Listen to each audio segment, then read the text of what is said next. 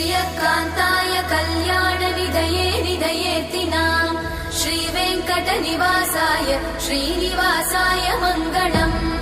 लक्ष्मी सविभ्रमालोकसुभ्रूविभ्रमचक्षुषे चक्षुषे सर्वलोकानां वेङ्कटेशाय मङ्गलम् श्रीवेङ्कटाद्रिशृङ्गाग्रमङ्गलाभरणाङ्गये मङ्गलानां निवासाय श्रीनिवासाय मङ्गलम्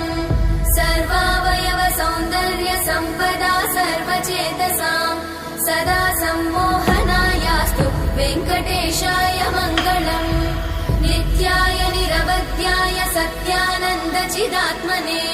सर्वान्तरात्मने श्रीमद् वेङ्कटेशाय मङ्गलम् स्वतः सर्वविदे सर्वशक्तये सर्वशेषिने सुलभाय सुशीलाय वेङ्कटेशाय मङ्गलम्